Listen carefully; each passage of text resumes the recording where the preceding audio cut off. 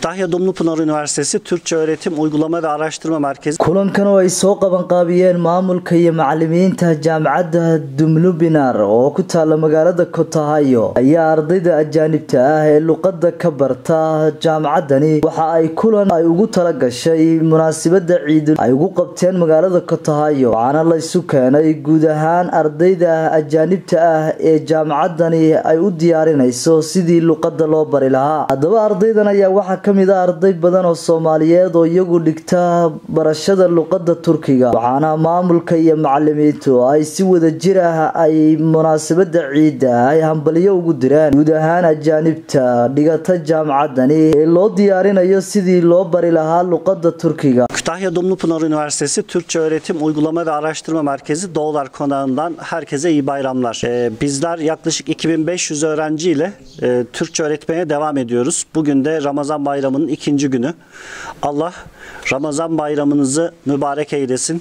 İnşallah tüm İslam alemi için hayırlara vesile olur. Mazlum olan tüm insanların daima hep yanında olmaya devam ettik. Bundan sonra da olmaya devam edeceğiz inşallah. Allah yar ve yardımcınız olsun. Çok teşekkür ediyorum.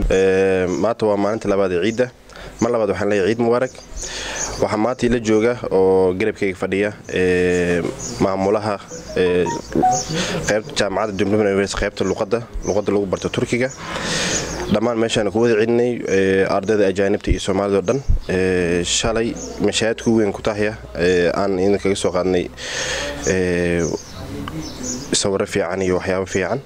maanta meeshaan ku wada cidnay wuxuu leeyahay ninkan ciid wanaagsan ciid mubaarak Soomaalida meel walba ay joogto anna waxaan leeyahay mar kale iyo mar dambe Zakariya ku soo dhawaaw gobolkan Kütahya oo gobolkan macnaha arday Soomaaliyeed oo isku wada xiran oo wada ciid ay joogto waxaan mar kale taariikh badan u diray dhammaan ummadda Soomaaliyeed ee ku xiran iyo Zakariya ciidin haydin wacnaat farxad igu ciid inşallah. Arkadaşlar öncelikle hepiniz ülkemize Kütahya'ya hoş geldiniz. Burada Türkçe Eğitim Öğretim Araştırma Merkezi Dumlupınar Üniversitesi'nin birimindeki konakta bulunuyoruz. Bu konakta bayramın ikinci günü bütün öğrencilerimizle çoğunlukla Somalili öğrencilerimizle birlikte bir bayramlaşma etkinliği gerçekleştirdik. Kahvaltımızı yaptık, tatlımızı yedik, musafahalaştık, bayramlaştık. Buradan bizi izleyen arkadaşlara da sesleniyorum. Hepinizin bayramı mübarek olsun. İnşallah tüm İslam alemi için, tüm dünya için, barış için de güzel bir bayram olur. Hepinizin, büyüklerimin ellerinden, küçüklerimin gözlerinden öpüyorum. Teşekkür ederim. Hayırlı bayramlar. İnşallah daha nice bayramlarda buluşuruz.